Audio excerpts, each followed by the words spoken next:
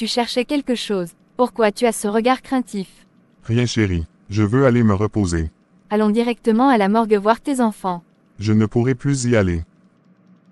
Tu ne veux pas voir ta maman non plus. J'ai les maux de tête. Je dois me reposer. C'est bizarre. Docteur, est-ce qu'on peut la rendre visite maintenant? Oui, allez-y. Allons-y chérie. Va seul, je ne pourrai pas. Il faut lui passer mes salutations. Qu'elle ne craint rien, je suis en vie. Mais qu'est-ce qui t'arrive au juste? Comment tu peux refuser de voir ta propre maman? Ce n'est pas du tout concevable. Bonjour maman. Oui, ma fille. As-tu les nouvelles de ton mari? Il est rentré, il va bien. Dieu merci. Mais où est-il? Pourquoi n'est-il pas venu me voir? Il est là présent ici même à l'hôpital, mais il refuse de te voir. Mais pourquoi? Je ne sais pas maman. Il refuse aussi de voir la dépouille de ses propres enfants. Seigneur. Tu es sûr qu'il va bien? Comment peut-il réagir de la sorte? Aucune idée maman. Va lui dire que je veux le voir tout de suite. D'accord maman. Lève-toi, ta maman te réclame chérie. J'ai bien dit que je ne peux pas la voir. Maman, tu fais quoi ici? Mais pourquoi refuses-tu de me voir? Non maman. Monsieur, votre mère vient de nous lâcher. Pourquoi moi? Pourquoi? J'ai bousillé ma propre vie.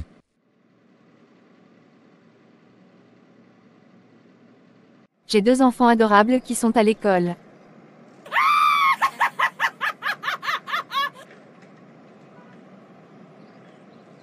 Je dois aller chercher mes enfants. Il est déjà midi. Je vais leur préparer à manger un bon plat.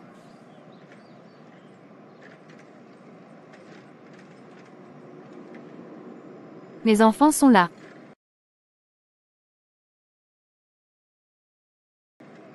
N'est-ce pas la sœur Grassa? Mais qu'est-ce qu'elle a? Elle marche pieds nus et parle seule dans la rue. Sœur Grasse. Ah, je vous reconnais. Vous êtes le frère de mon mari, n'est-ce pas? Seigneur Jésus-Christ, je suis ton pasteur bon sang. Rentre dans le véhicule. Je refuse. Je m'adresse à toi, esprit de la folie. Ta place n'est pas dans ce corps. Rentre dans cette voiture grasse. D'accord, pasteur. Mais qu'est-ce qui m'arrivait, pasteur? Pourquoi je suis pieds nus? Tu étais en train de devenir folle. Rendons grâce à Dieu. Moi en train de devenir folle. Tu n'es pas en sécurité, grâce. Tu t'es relâché dans la prière. J'aurais appris la mort de tes enfants et la disparition de ton mari. Tout ça n'est pas normal. C'est toi qui devrais être la base de la foi de ton mari. Même si lui, il dérape, toi tu ne dois pas abandonner. Tu es en train de laisser le diable détruire ta famille. Il faut que tu te réveilles dans la prière. La mort de tes enfants ne doit pas être une chute pour toi. Lève-toi et prie, sinon la prochaine mort sera le tour de tes fœtus et toi.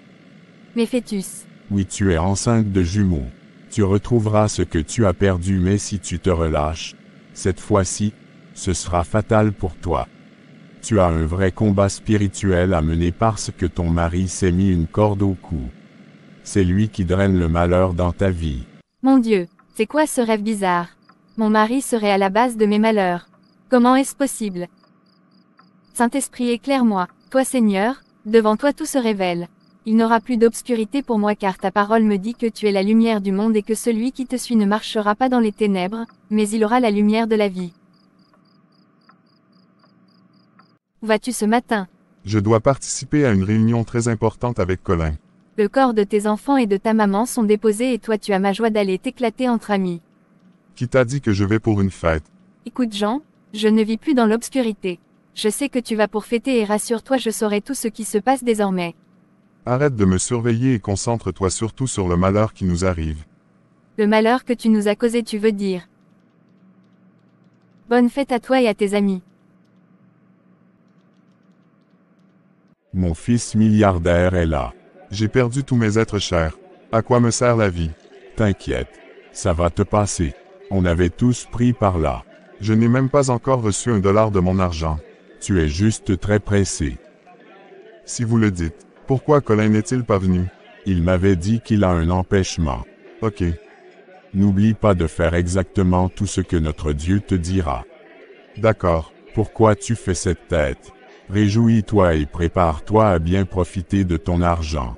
Que tu le veuilles ou pas, tu as déjà fait les sacrifices qu'il faut. Le reste maintenant c'est de profiter. Bonjour madame, êtes-vous la femme de monsieur Jean? Oui, c'est bien moi. D'accord, vous êtes la personne à contacter en cas d'indisponibilité du propriétaire du compte de votre mari. Mais y a-t-il un souci avec le compte de mon mari? Non, rien de grave, juste que ça fait déjà quelques jours que je contacte votre mari sans retour. En tant que bénéficiaire de tous les droits sur ce compte, je vous annonce que vous avez reçu un dépôt de 50 milliards de dollars. 50 milliards. Êtes-vous sérieux là? Ok, bonne soirée. Où est-ce qu'il a trouvé tout cet argent? Mon mari a-t-il commencé par faire des trafics illicites ou quoi? Pourquoi es-tu en éveil? Comment pourrais-je dormir aux côtés d'un étranger? C'est qui ton étranger? C'est bien toi mon étranger. Tu n'es plus l'homme que j'ai épousé et je le ressens. C'est encore quoi cette histoire? Ne viens pas augmenter les soucis que j'ai déjà. Qu'as-tu fait pour avoir 50 milliards sur ton compte en moins d'une semaine? De quoi tu parles? Je vois, tu n'es pas encore informé. Ton gestionnaire de compte m'avait appelé aujourd'hui. Il dit qu'il t'avait joint en vain et comme tu m'avais mis comme bénéficiaire, il m'avait contacté. Ah, j'ai reçu mon virement. C'est très cool.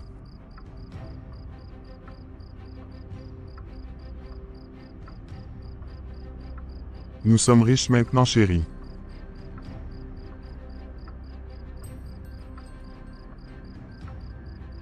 J'ai pitié de toi. Où est-ce que tu as eu cet argent? Quelle affaire tu as fait? Oublie toutes ces questions et profitons de notre argent au maximum. Toi et qui? Je ne suis pas dedans. Tu dépenseras seul ton argent tant que tu ne me révèles pas sa provenance. Calme-toi, chérie. J'ai fait un business avec Colin et son ami. Tu peux le leur demander. Non, c'est certainement très louche ton affaire là. Ma conscience n'accepte pas tes mensonges. Je refuse de dépenser un centime de cet argent. Tu es étonné pourquoi? Dès aujourd'hui je ne passerai plus la nuit dans ta chambre. Grâce, c'est quoi ces comportements? Soit tu me dis clairement d'où vient cet argent ou tu acceptes mes conditions. Tu veux garder les choses privées pour toi seul, n'est-ce pas? Moi aussi j'aurai ma vie privée maintenant. Bonne nuit. Comment pourrais-je gérer cette femme maintenant? Ou bien elle soupçonne quelque chose? Non, ce n'est pas possible. Par quelle magie sera-t-elle au courant? Je ne sais même pas pourquoi mon gestionnaire de compte ne pouvait pas se patienter un peu. Les incompétents de son rang, je sais les gérer. Il risque de perdre son boulot s'il refait encore cette erreur. Pasteur, voilà le rêve que j'ai fait. Je n'ai rien compris mais depuis ce rêve je me suis mise à fond dans la prière. Tu as pris déjà la bonne décision, ma fille. Quand on fait un songe du genre, la première des choses c'est la prière à fond. Donc tu es déjà sur la bonne voie. Est-ce que tu as déjà fait un test de grossesse voir? Ou bien as-tu été à l'hôpital? Pas encore, pasteur. Il faut le faire. Notre Dieu ne ment pas. Et surtout ne dis rien à ton mari du résultat pour le moment. On verra la suite. Ça fait même déjà plus d'un mois que je ne dors plus avec mon mari, donc si je dois être enceinte ça devrait être bien avant. Mais je ne ressens aucune présence de vie en moi.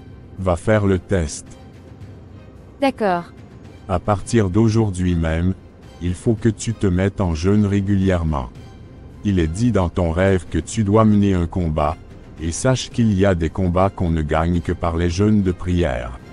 Je vais aussi prier régulièrement avec toi maintenant. J'ai la foi que nous sortirons victorieux car nous avons un Dieu vivant. Mais surtout ne manque pas à tes devoirs de femme à la maison. Il faut lui obéir et être soumise comme Dieu demande. Sinon tes prières ne seront pas efficaces. Mais comment pourrais-je être en train de mener un combat contre quelqu'un et au même moment rester soumise et obéissante à la même personne? Je risquerais de tomber dans ces pièges et d'être corrompue. Je sais bien de quoi tu veux parler, ma fille, mais je veux te rappeler que ce n'est pas ton mari tu combats. C'est plutôt le diable tu dois combattre.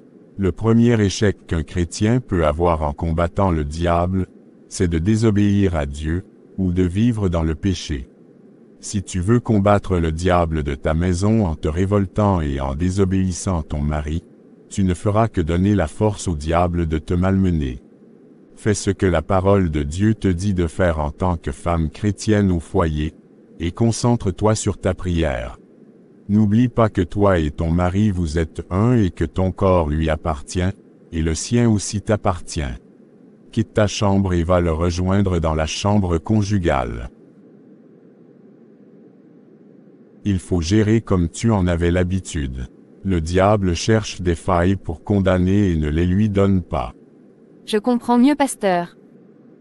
Crois-moi, le Saint-Esprit lui-même te révélera toutes choses bien avant même qu'elles ne se réalisent, si tu es en phase avec ton Dieu. Mais je ne te demande pas d'être bête, hein. D'accord, pasteur, merci beaucoup. Madame, votre inquiétude est confirmée. Vous êtes bien enceinte de jumeaux. Dieu est grand. Mais ça fait combien de mois déjà, gynéco? Vous êtes déjà à la 13e semaine, madame. Mais c'est très bizarre, docteur. J'avais toujours normalement mes menstruations et je ne sentais même pas une vie en moi. Mais comment est-ce possible? Ça arrive, madame. C'est sûrement dû à un déni de grossesse. Sinon rien de grave. Vous allez constater que tout reviendra bien en ordre dès à présent que vous êtes consciente de votre état. En tout cas, à Dieu la gloire. Pasteur, je suis effectivement enceinte de plus de 3 mois. Une très bonne nouvelle. Mais je ne comprends pas pourquoi ma grossesse a été cachée et c'est dans le songe que Dieu me la révèle. Le médecin avait expliqué que c'est parce que je n'étais pas consciente de mon état que mon organisme ne m'avait rien signalé. Mais c'est bizarre que je n'ai rien ressenti. Je ne suis quand même pas à ma première grossesse. Écoute ma fille, Dieu t'aime. Ne te casse pas la tête pour comprendre cette situation. C'est déjà clair. Si tu étais consciente de ta grossesse depuis le début, tu allais sûrement manifester la joie et les signes physiques et même spirituels. Tu allais perdre 4 enfants au lieu de 2. Parce que le sort était lancé pour tuer toute ta progéniture et les fœtus y compris. Dieu, sachant que tu n'étais pas très forte dans la prière en cette période, t'avait caché ta propre grossesse pour t'éloigner du danger. Je comprends maintenant. Il te l'a révélé lui-même au moment qu'il faut. Merci Seigneur. Nous sommes arrivés à la fin de cet épisode. N'oubliez pas de vous abonner pour être informé de nos multiples publications à venir. Soyez bénis. Bye.